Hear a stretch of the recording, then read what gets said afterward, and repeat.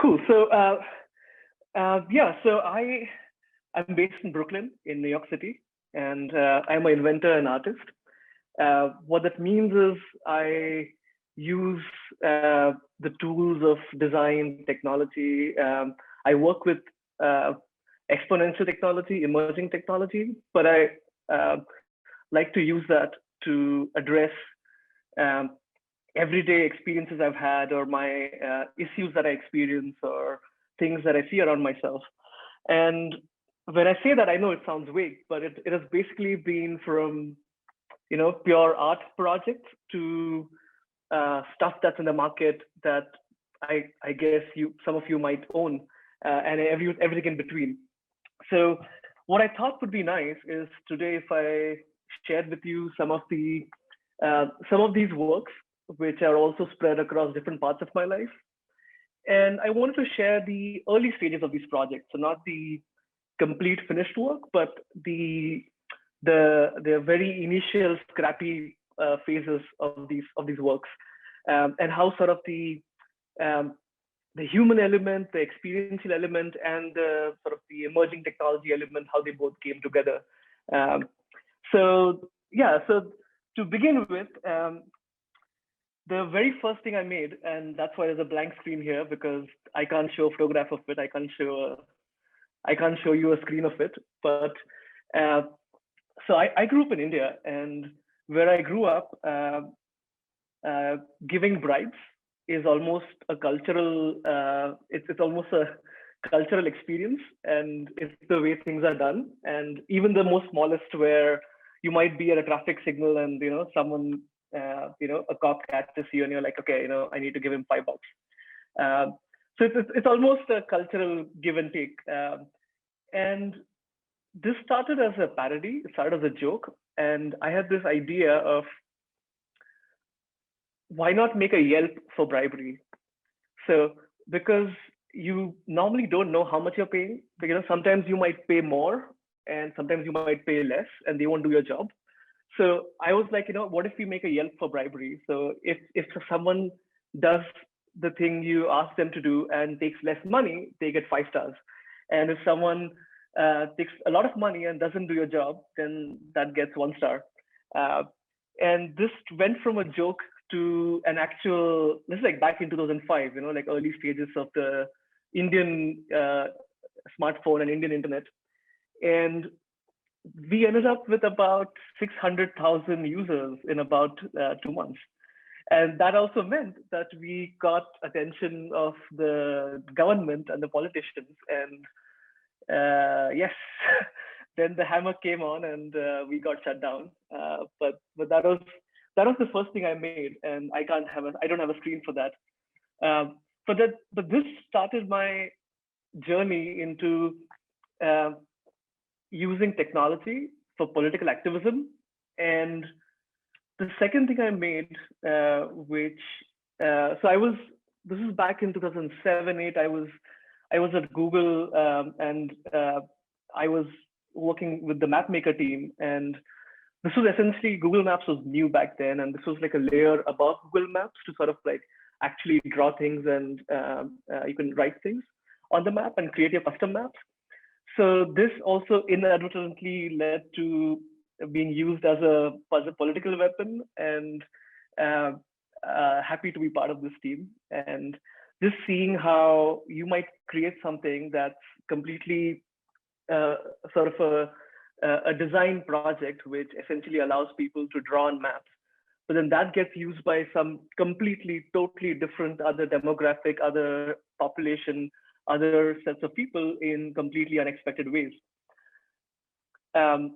So this then led to my sort of curiosity with language, because if you see politics and political ideology, essentially it's language, it's the power of words, it's the power of ideas.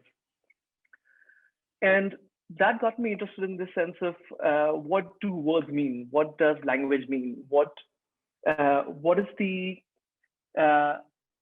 emotional content of language? So I started making these algorithms, which are essentially, they decode emotions. So essentially, they use a dictionary, and for every sentence, for every given paragraph, for any given text, they will try to decode what the emotional content of the word is. And then they output these paintings. So they output these paintings, abstract paintings for each of those different emotions. So for like happiness, anger, sadness, disgust, fear, love. And as an example, this is a tweet, and it passes the emotional sentiment of this tweet and then creates an abstract painting, which for a naked eye, it probably doesn't make sense, but then with the context of the text, it makes sense. So of course, my political activism came back again here. And this is when I was living in another country in Asia, which we won't name here, but it's a country with a very strong political system and doesn't have freedom of speech, not India. And over there, I also made these paintings out of the text of the behind closed doors meetings of the government. And then I got in with an underground group which used to make political graffiti.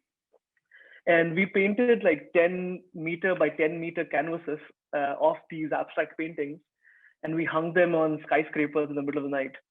So in the morning, when people were driving in the business district, they could see these abstract paintings. They didn't know what it meant, but it was essentially the meeting minutes behind closed doors, which the government never wanted the citizens to see.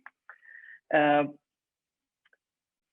think that was like one of the last political things I did, because that had strong repercussions. Learned my lessons. But then I also started making art with this. So this is essentially a flower. It's an artificial flower which blooms or droops based on the emotions. So you can imagine you can have like a garden. You can have a garden of your family, and say if you're not spoken to your sister or your friend or for your loved one for a long time, the flower will slowly start drooping, and the more and more you talk, the more enriching your conversations are. It'll again sort of bloom. I also use the same technology for creating this emotional communication device for autistic kids, for kids with cerebral palsy. And this essentially allowed kids to express themselves emotionally. And there were sensors which would understand if they were having a stroke and would let a loved one know about it. But the other thing that also happened this time was I was curious about love robots. So sort of like, I call them robotics. So like love plus robotics.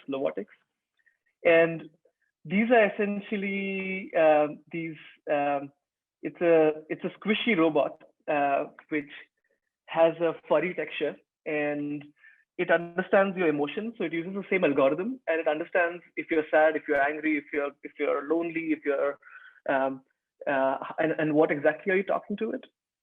And it has a camera, so it knows who you are. So if there are different people in your family, different people in your home, it sort of makes emotional memories of each of you.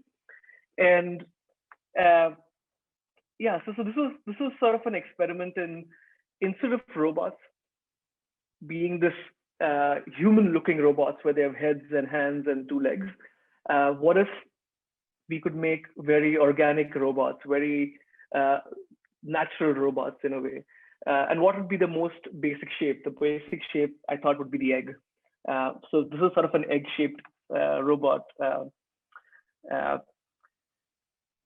And this then led to something else, which was, so back then, my girlfriend, my then girlfriend, she used to live in Seattle. And I was in Tokyo, and there was this huge distance between us. And it's difficult to have a relationship without intimacy. So I made these 2 small robots which have lips, and you can actually kiss each other across distances. And it's called Kissinger. So not Henry Kissinger, but like kissing messenger. I'll show you a video of it which BuzzFeed made. It's really cringy.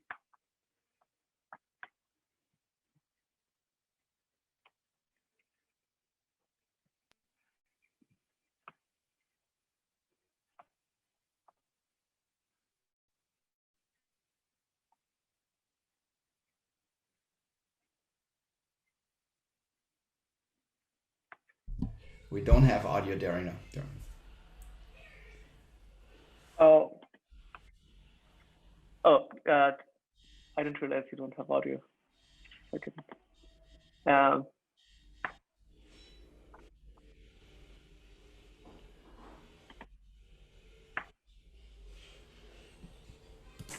but basically, it's a robot which senses um, it senses the moisture level, senses the pressure level, and it mimics the lip movement on both ends.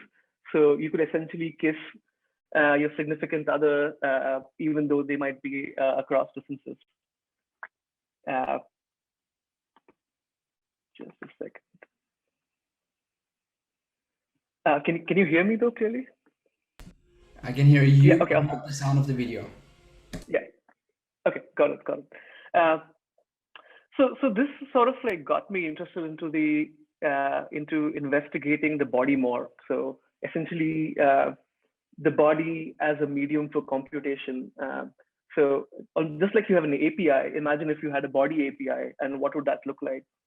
Uh, so one of the things that I wanted to do since a kid was I wanted to learn and play musical instruments, but I was always bad at it. Like I'm not a structured learner. I find it difficult to sit down and just focus and learn to play.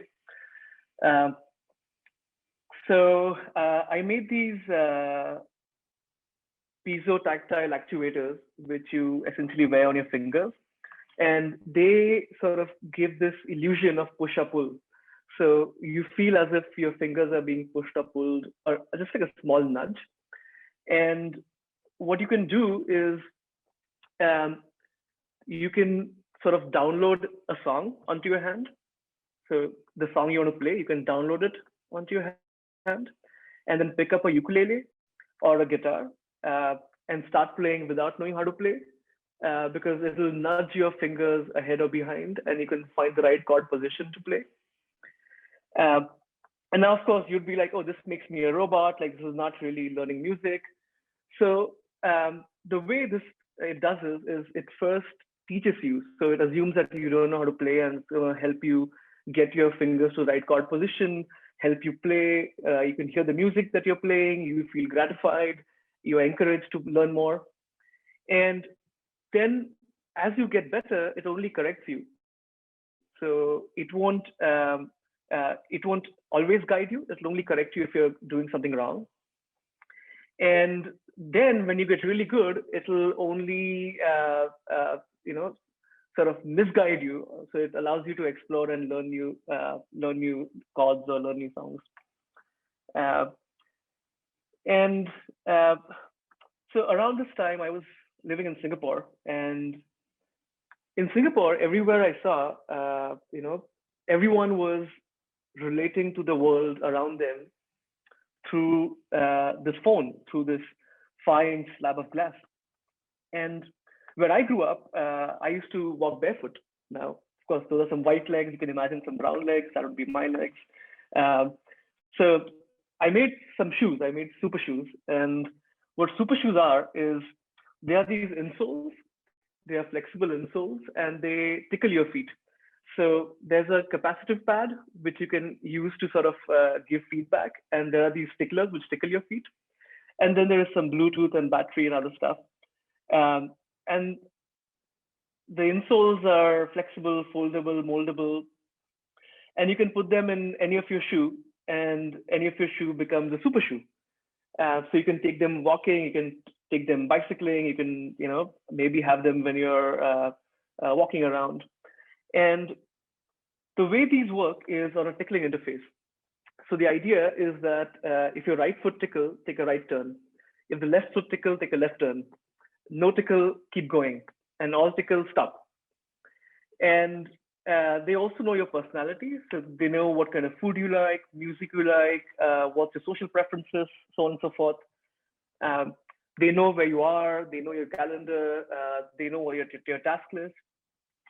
So what you can do with this? So of course, the first thing is navigation, right? So it's like going from A to B without really looking at your phone, but your shoes tickling you and taking you there.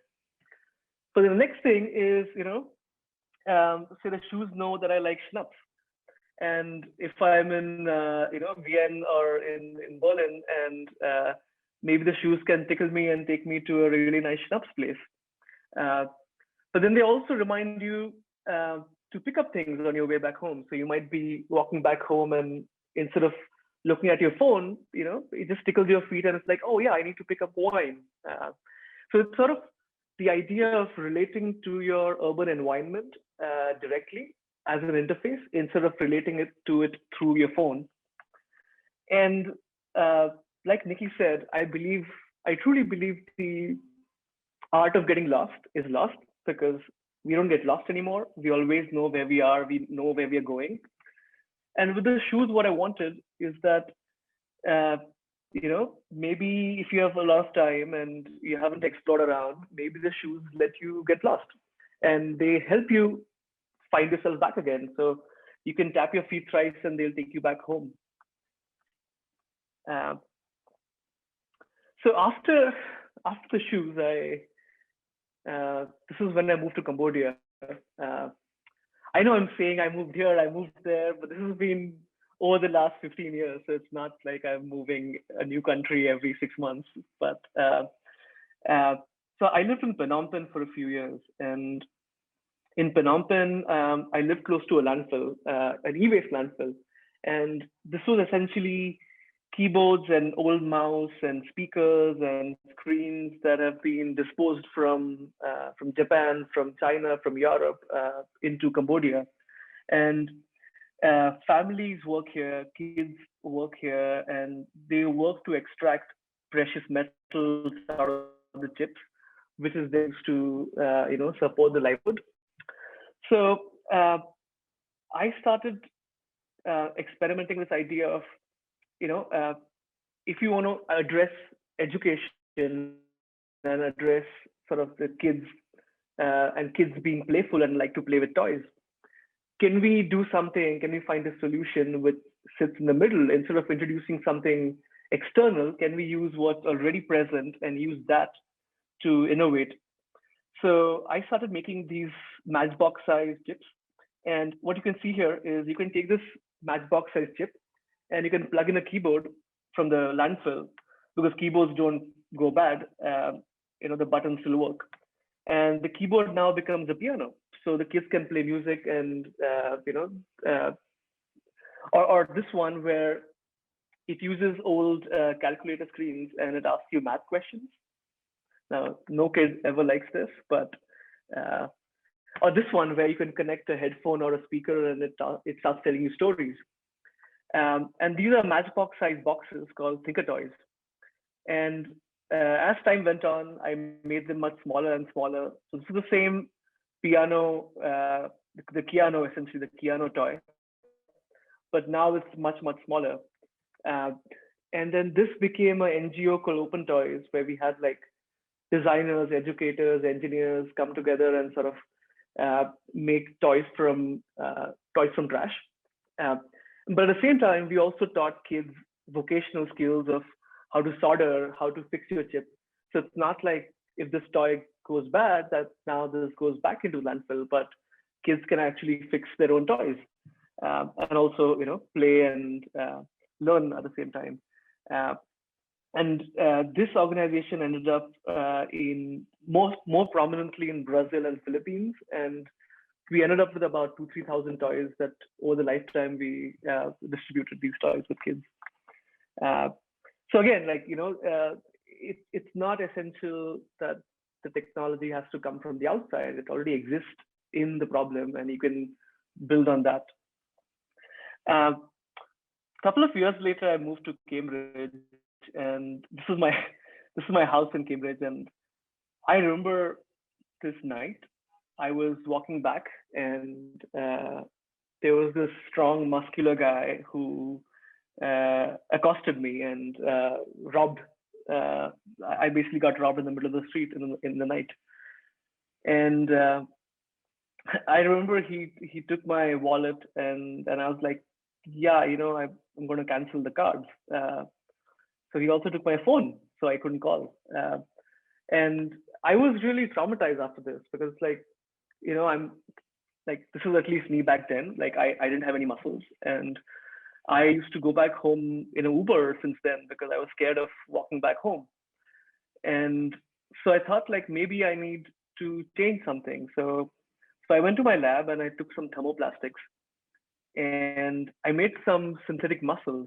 So these are muscles which have a pneumatic engine at the back, and they're again foldable. So you can essentially wear them under your shirt and wear your shirt over it, and no one would know that you have them underneath. And this is how it would look like with the pneumatic engine at the back.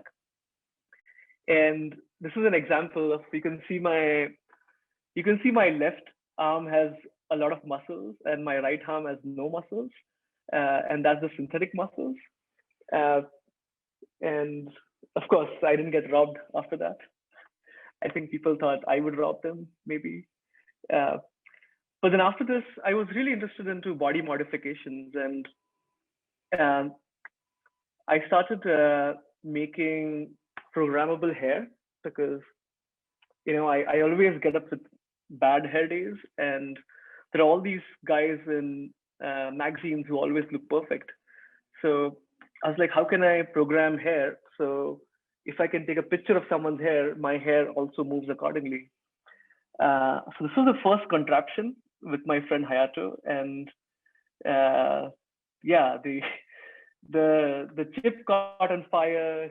His hair, my friend lost some hair. I lost a friend, and then this project came to an end. Nothing happened to this project after that. But yeah, interesting experiment. Um, After this, I moved to MIT, the Media Lab. I was at the Media Lab as a scientist for 3 years, and uh, again, another incident where in my first 2 months at the lab, there was this party, and I got really drunk, and uh, I ended up blacked out. I ended up in the hospital, and I was really traumatized again because I'm not I'm not I don't drink much, but I couldn't believe that I could let this happen, and I ended up in the hospital. So a couple of days later, I started making these ice cubes, um, and so these are so they're essentially LEDs with sensors, and they're encased in a food safe, drink safe jelly, uh, which you can then put into a freezer in an ice tray and make ice cubes out of. And they also respond to sound. So as you can see, as the water is flowing, the ice cubes react. So they also listen to sound. Uh, so you can imagine being at a party, and the way this works is when you first start drinking, they are just green in color, and they also respond to the party music. So they're also sort of it's not like this weird thing you have. It's something that's like also interactive. And as you drink more, they turn orange. And if you still keep drinking more, they turn red, telling you to stop. And if you still don't stop, they will send a GPS location to your closest friend, asking them to pick you up. Uh, yeah, uh, clearly didn't get blacked out after that. But after this, I was really curious about the idea of like these are technologies which are used to change habits, or the technologies which are used to uh, program habits or influence good behavior. Uh, and I was wondering, like, what would be an extension of that? What would be an extension of having something that is always with you, that helps you learn, that helps you sort of like a companion? And I came up with this, which is it's called Icon. So Icon is essentially a small robot which sits on your shoulders, almost like a parrot, and it has a head and it moves around, has a camera, can see things. It can also speak to you, and it can tap you on your shoulders, and it has a whole full-blown computer inside it. And you can use this for a couple of things. So there's a whole community behind this. So the community is where you can see people who are online right now, who are travelers essentially, and you can sort of jump onto someone's shoulder. So someone might be right now in Hong Kong, and they're going around the street wearing this on their shoulder, and you could jump onto their shoulder and experience their reality. So, for example, this could be, for fixing things, so customer service, or in factories or industries where someone who is remote can point you to fix something, or point you while you're trying to figure something out or assemble something. Same for repairs. You could have an expert on your shoulder who can help you repair something, or learn something, in this case, origami, or in this case, a more creative craft, such as learning to play a piano. Or you could travel with someone into a new city. And this was the other thing, which, again, political activism was like, there could be rallies somewhere, and you could sort of jump and be part of a rally or be part of a group somewhere.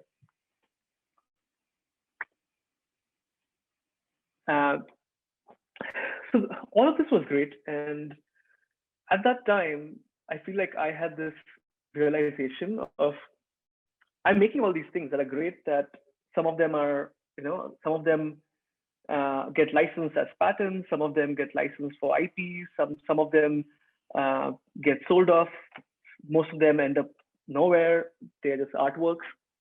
But then I really wanted to have something that exists in the real world. And this was when I joined Amazon. So Amazon has a moonshot lab, just like Google X. Amazon has a moonshot lab called Concept Lab. And I was part of this lab in Seattle. And one of the things that our lab came up with was the Alexa devices. And this was quite interesting in the sense that when it started, it was essentially a way for us to just control music in our lab without having to go out and someone having to physically turn the knob. And instead, could we just shout and be like, hey, turn the music up or turn the music down? And we were giving a demo of this to Jeff. So Jeff and the leadership team used to come every 6 months to see the lab and see what we are working on. And there was this, we were excited to show Jeff something else. But then the music turned up and someone shouted like, hey, turn the music down. And Jeff was like, what is that? I want to see that. And that's how that, and later that's how Alexa and the family of devices started from there. It was good time to sort of see in a big company how things work, and taking things to shipping it to market. But then there's also all these limitations where your ideas get diluted, and what gets shipped isn't really doesn't have the core essence and idea of the core purity of the innovation. So after a couple of years, I left Seattle and I moved to New York, where I am right now. So I haven't left in the last 6 years from here. And in New York, I started my own lab called Odd Industries, and we are actually situated right between these two buildings. So that's why it's like half of it in this building and half of it in the other building. And one of the things we were working at Odd earlier was this thing of, we have all these different devices, right? Like we have a smartphone, we have an iPad, we have a MacBook and an iMac, and they all almost do the same thing. Like, you browse the internet, you watch something, you play music, it's the same stuff, but being done across different screen sizes. So I had this idea of like, what if we could have a screen which is elastic? So not like a foldable screen, but essentially an elastic screen. And this was one of the first experiments of it. So this is essentially a silicon-based screen, and you can push this, you can pull this, you can pinch it, you can stretch it out. You can also pull two of them at the same time, and you can use that to look inside. This is an application of it where, say, for example, it's Google Maps or Google Terrain, and you can see different layers, soil layers, atmospheric layers. And you can also sort of stitch them together. And if you wanted, you can also pull the whole thing out. So you can also say, in this case, pull a mountain out and it stays. So it remembers shapes and the shape will stay there as it is. Or you can pull the whole thing out. And I think the video is. Oh yeah, it also acts as a touch screen. So you can draw a river, expand, contract it.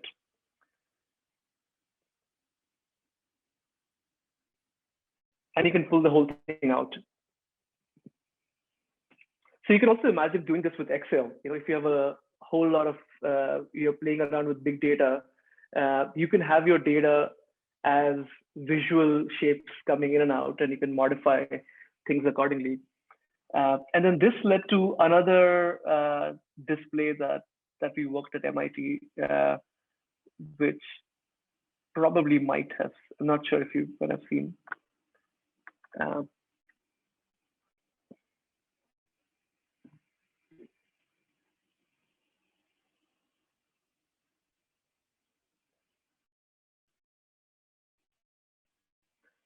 So this is when you're Skyping with someone and you could have your hands in their reality while you could be somewhere else.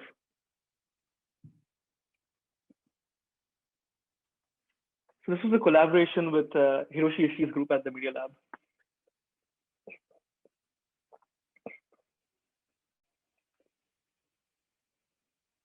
Or you can have objects from a different place, and you can have these objects almost teleport to your location.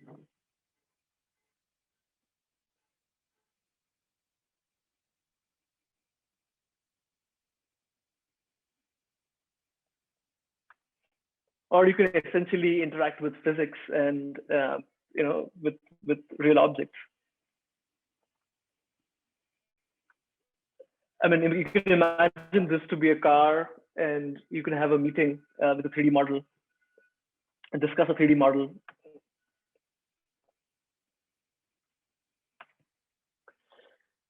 This is if you imagine having furniture where your furniture is pixels, physical pixels, and your furniture could move things around and it could bring things to you. Or this one where it acts as a remote. Or you can see different controls, color controls, shape controls.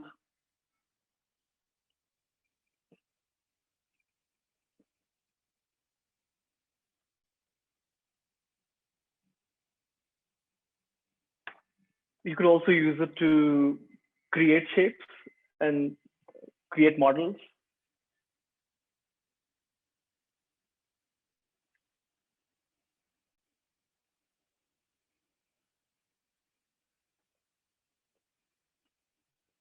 You could pick colors and and this is what I was talking about, of having an Excel sheet and then seeing this Excel sheet in real life and being able to manipulate or use it for mathematical formulas and see equations visualized in 3D space.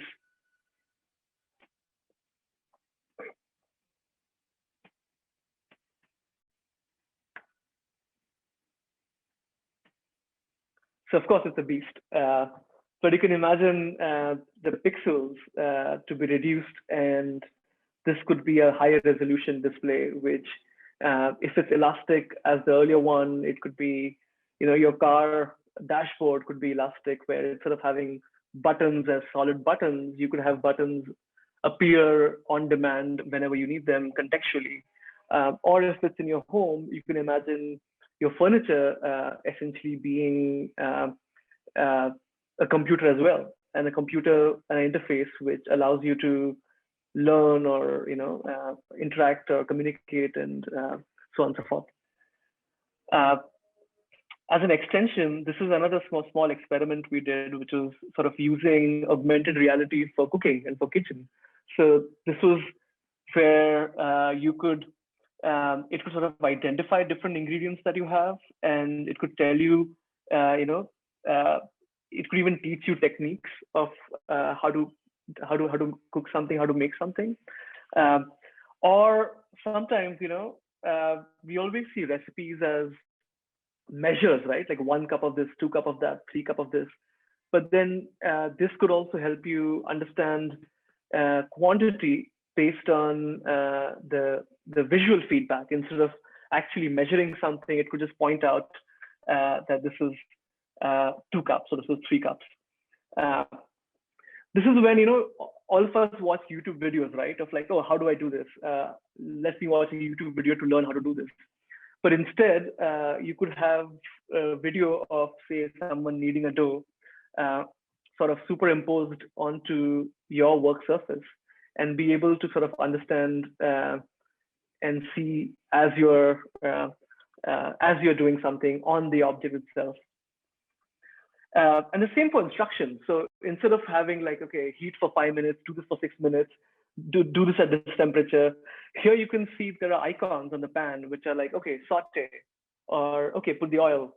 Uh, it can also help you sort of, if you're managing 2, 3 different utensils at once, it can sort of help you understand how much time is left on each of them.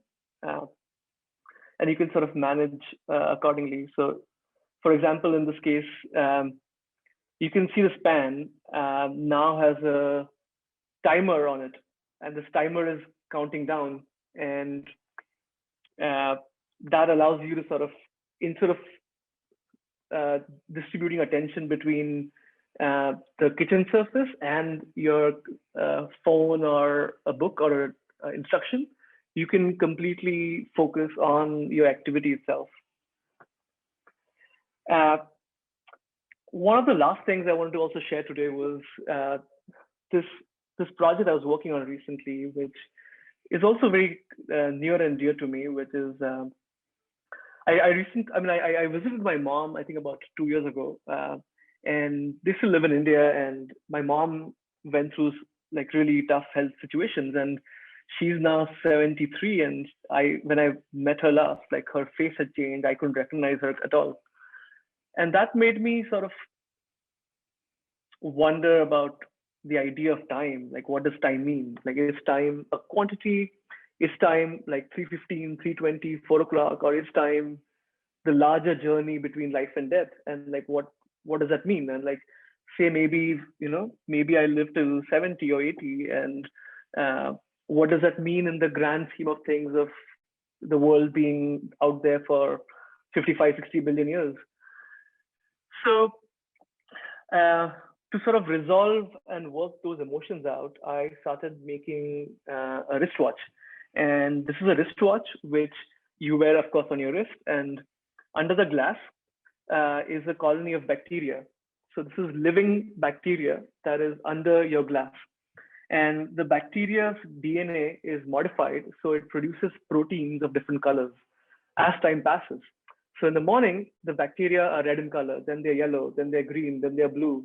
So you're experiencing morning, afternoon, evening, night as change in color of a living organism under your skin, on your wrist, not under your skin, sorry. And the bacteria is programmed to live for 24 hours, approximately 24 hours. So in 24 hours, it's going to die. So you're experiencing life and death of another organism on your wrist in one day. And my idea of that was, just like our life of 60 or 70 or 90 years is like it's literally a snap in compared to the age of the world. Similarly, maybe the 24 hours that you experience life and death of this bacteria is like a snap in comparison to your life. And that sort of gives you an understanding of what time means, or just be more mindful. And before the pandemic hit, we were supposed to, this was going to be an exhibition at the Whitney, and Of course, because the name Time, I thought it'd be fun to launch this at Times Square. But then the pandemic hit, and then that never happened. So maybe now that the city has opened up, we'll plan it again. And I wanted to end with the last thing, which is actually the first thing I ever made before the election, before the bribery thing. And this was like I was in college, and I got into the bad habit of smoking cigarettes back then, and I got caught. Like this, it was not allowed to smoke cigarettes in the campus, and I was sort of called in to ask questions of like, why are you smoking cigarettes in the campus? And like, you're creating all this trash, and it's creating all these problems. And so I had this idea, which is, I mean, don't want to encourage anyone smoking, but I started putting plant seeds. So these are plant seeds, like analog, no technology, right? So plant seeds inside the cigarette butt. So now what happens is when you're smoking a cigarette and when you throw the butt, you're actually planting a tree. So every smoker is essentially making the world greener, one cigarette at a time or one butt at a time. And this is grass growing from about 2 packs of cigarette butts. So again, not encouraging smoking, but I think the reason I share this is because sometimes you don't need technology. Sometimes technology in terms of the digital and the physical, you don't need that. Sometimes the solution or the idea is just so simple, and it just doesn't need technology sometimes, and sometimes it does. And end of the day, it's just about your experiences and how you relate to the world with the tools you have, and your philosophy towards things. And I think the biggest thing is doing things, like going out and making them. And yeah, that's all I have to share. Thank you so much. Thank you for your journey of inventions. It's nice because some of them I heard before, and now it's a nice follow-up where you went and how you continued this. I hope it's not too distracting. The church bell behind me is it's kind of an epic end of your talk. You mentioned X-Tech when we spoke before, and everything I Googled around X-Tech was an education program in San Francisco. I'm not sure if that's what you've meant. Can you elaborate a little on X-Tech? And yeah, I think X-Tech is something I just used to as a shorthand for exponential tech, or for emerging tech, essentially. Okay, gotcha. Because I was started researching, I felt like X-Tech probably something that I should be aware of. So I started Googling. It was like in education, so you work with different institutions. So I thought it's about that you're referring to an education program. Exponential tech, yes. Right. I want to open up the mic for everyone, or the stage for everyone, for a conversation with Dhairya.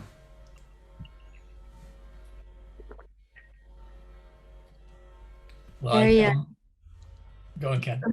Go ahead, Neil. No, I was just going to say, it's just brilliantly inspiring, actually. I love what you were saying at the end there around the biggest challenges doing it, because all the way through what you were presenting, I was thinking, wow, you had a problem, a challenge, something that very often affected you personally, and that was the inspiration. I think we perhaps all have inspirations. We don't necessarily have the ideas as clearly as you do, but it's always a challenge. Very, very few people actually then go and do it. And I'm thinking about, the corporates that I'm working with, that's probably the biggest challenge. They have the ideas and they don't go to that next stage very often to do something with it. I mean, so one question, I think I sort of know the answer, but what do you think makes you different in terms of going to that next stage? Because that's quite unusual, and maybe the sort of successful entrepreneurs do that really well. But what is there something you feel that you could share that triggers that? Yeah.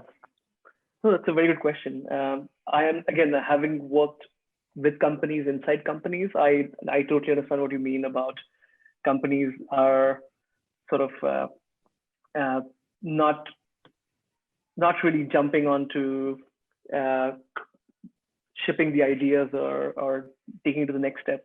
And I personally think that I think the biggest difference is just doing it once. Like if you take the first leap in at any idea, right? And this could be anything. It could be technology. It could be a fashion label. It could be a poem. It could be a movie. It could be a short film. Whatever your tools are, I think if you do the first project, if you do the first experiment, and you're able to see the results, and you're able to see people's feedback to it. What I mean by that is, even if your short film is crappy, but if you show it to people and you see how people are reacting to the short film, or if you have a fashion label and you make a dress and you have it shared to people and people react to it, I think that creates this huge emotional bond of, oh, my idea, when it's mine, it's almost selfish and it's greedy. But when it's out there, it creates almost exponential sort of this positive energy and vibes. And I think like once you are hungry for that, then you will always want to push your ideas out. And I think that's also true for companies who create a culture inside of innovation, where the more you can be outside of PowerPoint presentations and meeting rooms and conference rooms and be more into playing, creating, showing each other, show and talk, that creates a more accountability. It also creates, I think, sort of it sort of makes the ideas very visceral. The ideas are now very visceral, and you can talk about them instead of one person showing a PowerPoint presentation which isn't really real. That's what I feel. I mean, I think like just the first step of doing it and showing it to an audience is the biggest. That's what gets you the hook. That's the addiction, I think. I really like that. This idea of getting that very real feedback that sort of fuels the desire to go further. Yeah. Right. Thanks very much. That's really helpful. Kat, you wanted to say something? Well, you know me, Nikki, I'm always focused on climate because that is the thing. So have you given any thought to how you could apply your artful genius to moving humans to immediate action?